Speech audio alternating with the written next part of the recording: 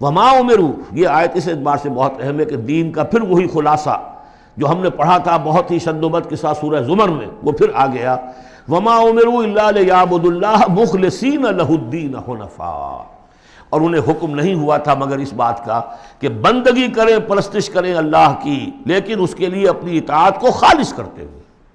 یہ نہیں کہ نماز تو اللہ کی پڑھ رہے ہیں لیکن یہ کہ اور کام اپنے نفس کی مرضی کے مطابق کر رہے ہیں، وہاں اللہ کے حکم کو ٹھکرا دیا ہے۔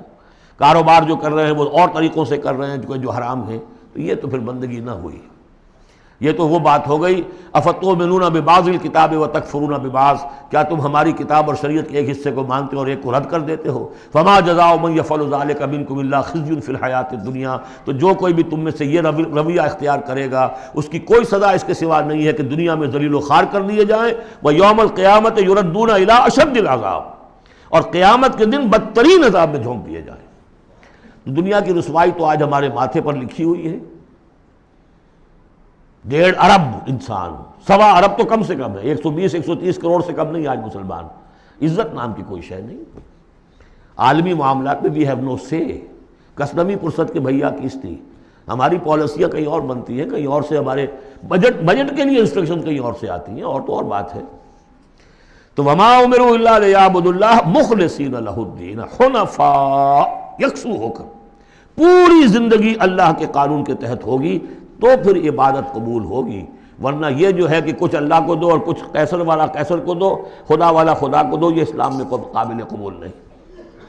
اب اس کے بعد فرمایا وَيُقِيمُ الصَّلَاةَ وَيُؤْتُوا الزَّكَاةَ، اس کے علاوہ وہ نماز قائم کریں، زکوٰۃ ادا کریں۔ بندگی اور شے ہو گئی، نماز اور زکوٰۃ علیحدہ شے ہو گئی۔ بندگی تو اطاعت ہے، زندگی آمد برائے بندگی، زندگی بے بندگی شرمندگی۔ اس بندگی کے تقاضوں کو پورا کرنے کے لیے نماز دی گئی آپ کو، تاکہ آپ یاد تو کرتے رہیں، اللہ کو یاد تو کرتے رہیں، تاکہ وہ جو عہد کیا ایاک نعبد و ایاک نستعین دن میں 5 مرتبہ تازہ ہو جائے۔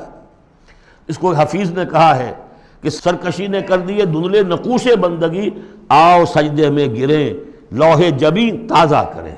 یہ جو ہے اس کے اوپر دھندلے ہو گئے نقوش بندگی، نماز پڑھو تاکہ بندگی کا نقش پھر اور چمک اٹھے۔